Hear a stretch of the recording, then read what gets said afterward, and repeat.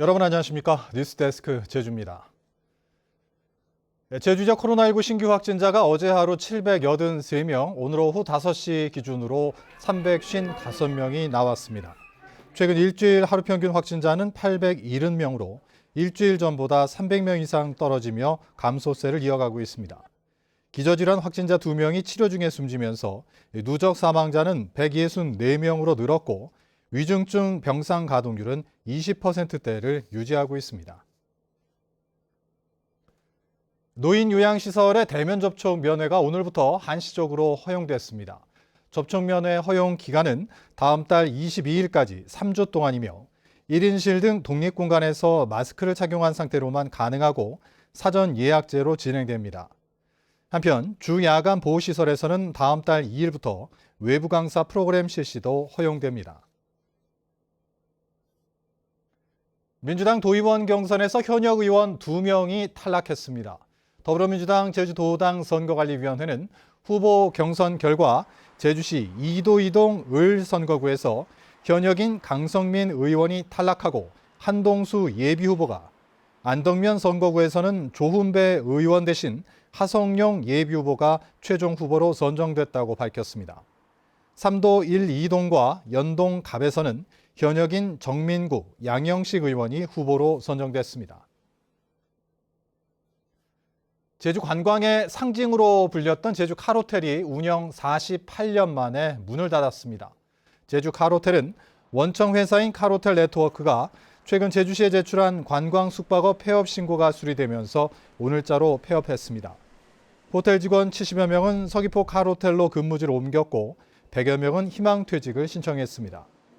제주 칼호텔은 지난 1974년 제주 원도심에 특 1급 호텔로 문을 열면서 제주 관광의 상징으로 여겨졌지만 최근 8년 연속 적자로 심각한 경영난을 겪어왔습니다.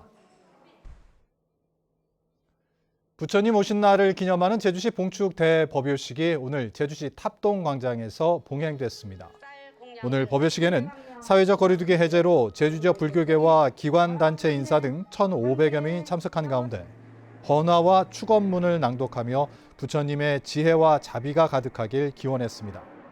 부처님 오신 날인 다음 달 8일에는 각 사찰에서 봉축 법요식이 봉행됩니다.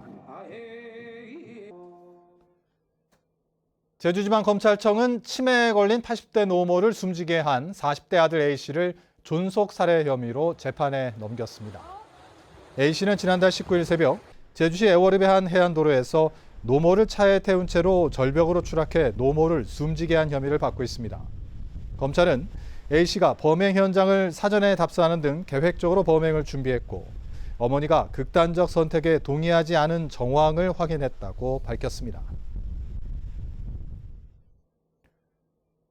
제주지방검찰청은 음주 뺑소니 사고를 내고 운전자를 바꿔치기 한 혐의로 29살 A씨를 재판에 넘겼습니다.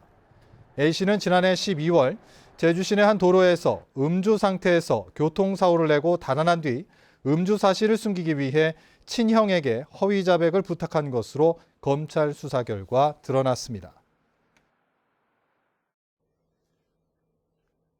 오늘 오전 10시 반쯤 서귀포시 대정읍 앞바다에서 50대 관광객인 A씨가 가파도를 가기 위해 탔던 카약이 너울성 파도를 만나 전복됐습니다.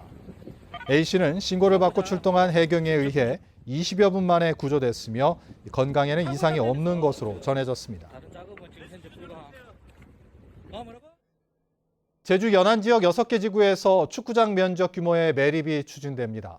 제주도는 제4차 공유수면 매립 기본 계획을 확정하고 제주시 한경면 신창항과 우도 전을동항 등 6개 지구에서 6,400제곱미터를 매립하기로 했습니다. 뉴스데스크 제주를 마칩니다. 시청해주신 여러분 고맙습니다.